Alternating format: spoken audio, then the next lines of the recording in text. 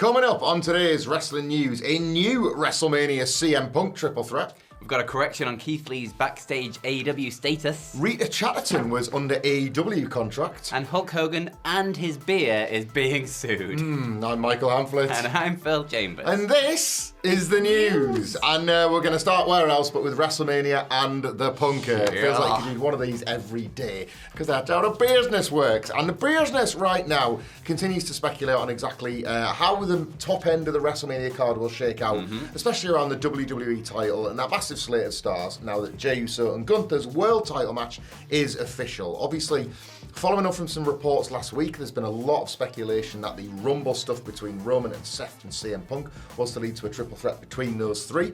That's been getting a mixed response online, to say the least. But now, there may be another three-way in the works as WWE continue on the road to WrestleMania. There's a backstage pass Q&A done by the ever-reliable Scoopster WrestleVotes, who often comes through with a number of the stories we aggregate here on this channel. Upon answering a question about possible triple threats featuring CM Punk, they were saying that the CM Punk, Cody Rhodes and John Cena triple threat hasn't been discussed in an official capacity, but some in WWE would prefer putting him in the Rhodes-Cena match rather than having him interact with the two ex-Shield members. So, yeah, CM Punk in a WWE title match with Cena and Cody, CM Punk as like the third man in a Shield triple threat with Roman and Seth.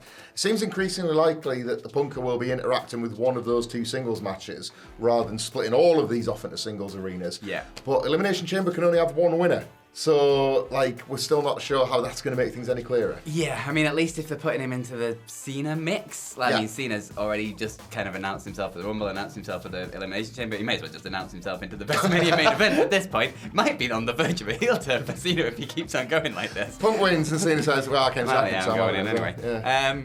I don't know. None of this works for me, personally. I don't think any of these potential triple threats work. I think the Rumble takeaway from that moment, Punk eliminated them both, but the Rumble takeaway bit was Roman stomping, Seth stomping Roman. Yeah. That was the one, that's the thing you take away from that, so that's the match for me, and that Cody Punk promo on SmackDown was just too hot of a moment to not go forward with, and I think at this point, I think it's more interesting if Cena keeps having to fight for the thing that he wants. Yeah.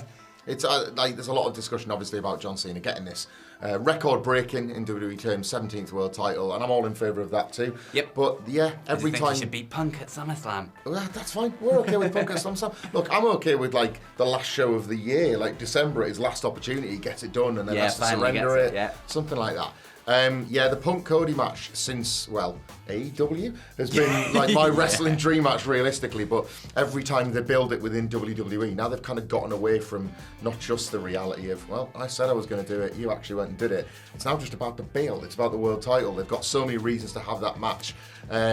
John Cena feels like a fly in the ointment. I think it's going to be a push and pull between John Cena fighting for a title at WrestleMania or simply fighting at all at WrestleMania. Chamber will tell us a lot, and if nothing else, WWE at the very least kind of stumbled upon the formula that's potentially going to sell them a stadium out for their Rogers Centre event. You know, that Elimination Chamber now basically feels like another mini Rumble, doesn't it? Yeah, it feels a lot more important than the Elimination Chamber has in a long ass time.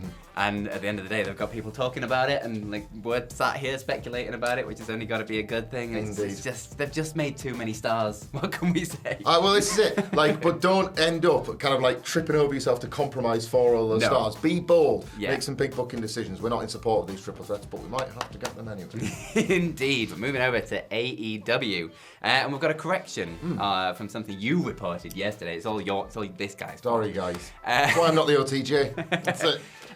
So it's from Keith Lee about his status at Dynamite last week. The report was that he was backstage at Dynamite, and he has come out on Twitter saying, or X, I should say, shooting it down, basically. He says, for the record, this isn't true. I was at Collision in Houston, but I was at Dynamite in Austin briefly. I do live in Texas after all. That's fair enough. Good day!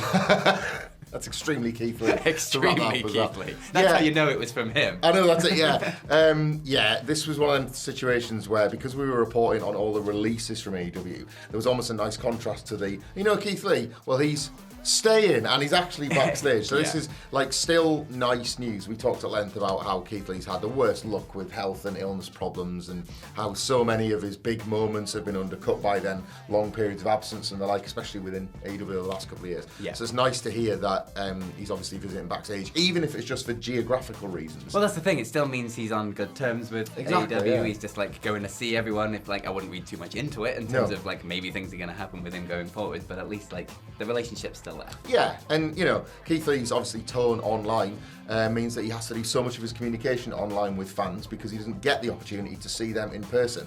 That's very similar to working on a YouTube channel, Phil, where so much of the communication is done online. But you know what's loads better?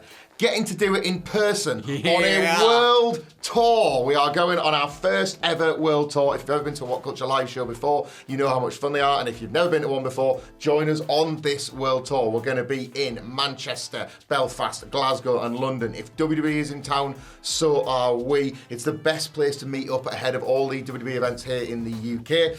It's a great opportunity to mix with other wrestling fans, have a pint, mess about with us on the live sort of setting. Simon Miller's going to be doing live Why Ups and Downs. We're going to be doing live podcast stuff. All the nonsense that you see on this channel is going to be in person with food and drink, great company and great times. And don't worry, if you are going to those WWE shows and it's Punk and Gunther, why would you not be? We will be ending them with plenty of time for you to get across the venue. They're all in great locations. The post behind me, you can see more information at whatculture.com/tickets. All showtime and everything information is on there. Tickets very reasonable. There's also merch options that you can throw in as well. And the World Tour film. The World Tour film ends with us main eventing at the HyperX Arena Friday before WrestleMania. We're going to be doing the biggest and best SmackDown watch along in all of Las Vegas. So if those WWE tickets are priced a little bit on the steep side for SmackDown, come along and see us at the HyperX Arena. Again, it's going to be the full WhatCulture live experience, the biggest one we've ever done. The biggest. A live show, a live watch along, post-show coverage with Simon Miller and us doing a podcast, and there's VIP options to sit for the best seats in the house for the watch along as well. It's going to be It's exciting goddamn times. Get your tickets, whatculture.com/tickets. It's going to be awesome. Moving on to something else that is awesome in the face of something that was pretty terrible. Rita Chatterton was a name who came back up in conversation around the time that obviously the charges were levied against WWE and Vince McMahon in 2022. For those that need a quick reminder, she had accused Vince McMahon of a sexual assault in 1986. Very sort of settlements and things were taken care of at the time, which meant that the story went away for the longest time. Naturally, it kind of came back up in conversation. She was kind of very brave to put her head back above the parapet. There's a discussion of it, I think, in the Netflix Mr. McMahon documentary, if I'm not mistaken. Briefly. Yeah, he didn't come across that well in it, unsurprisingly. Well, as sort of per 2022, and Rita Chatterton, the WWE's first female referee as well, a history maker even in that short spell, she was awarded a place in the I think the Trailblazer Award in the International Pro Wrestling Hall of Fame, once her name kind of came back into prominence. And she revealed in an interview on the Power and Glory podcast that that wasn't the end of her involvement in modern wrestling. And it's just a lovely story that paints AEW president Tony Khan in a very nice light. Rita Chatterton said, "I get a phone call and I look and I don't know the number. Then I'm thinking about it, so I said, let me call that number back. I call it back, it's Tony Khan. Tony Khan and I had a very nice long talk and I was under contract with him for a year. Very nice man, gentleman, nice man, and that's how I ended getting back involved in wrestling. A crazy story. I was under contract with him for a year and I did absolutely nothing." She laughs and says, "Absolutely nothing. He just wanted me under contract, so I was under contract with him." AEW paid Rita Chatterton a wage for a year, just I think as a kind of thank you for your contributions to wrestling, especially when she was like quite brave, I think, to put herself back in that position when she did. Yeah. Nice this.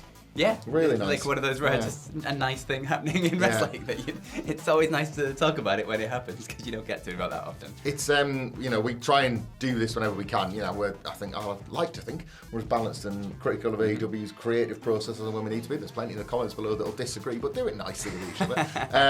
Don't be mean. I will say there are several examples where when it comes to retired wrestlers, ex-talents, people that have had involvement in wrestling in the past, Tony Khan's record's pretty good with this sort of stuff. Everything with Owen Hart and the Owen Hart Cup and the Owen Hart Foundation.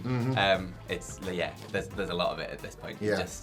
when a billionaire respects a business, Yeah. a lot of money can get paid out to make people's lives better, and that's a nice thing. That is a nice thing. Yeah. But moving over to bad things happening to bad people. So it's fine. So it's okay. Because Hulk Hogan and his beer is being sued. Great Now this is from a woman in Akron, Ohio called Michelle Harlukowitz, who is suing Hogan and his promoters because she was at the Thirsty Cowboys bar on August 19th last year. I remember this footage. Incredible name for the bar. And Hogan, or one of his promoters, threw a can of beer out into the crowd, hit her in the head, and she ended up with 10 stitches and permanent scarring. We won't do this at live shows. We won't do this. We won't be throwing cans of beer out. There definitely won't be Hogan beer at the live show. No, there will not. Now the police were called, but they refused to file charges because they couldn't figure out exactly who it was that threw the beer.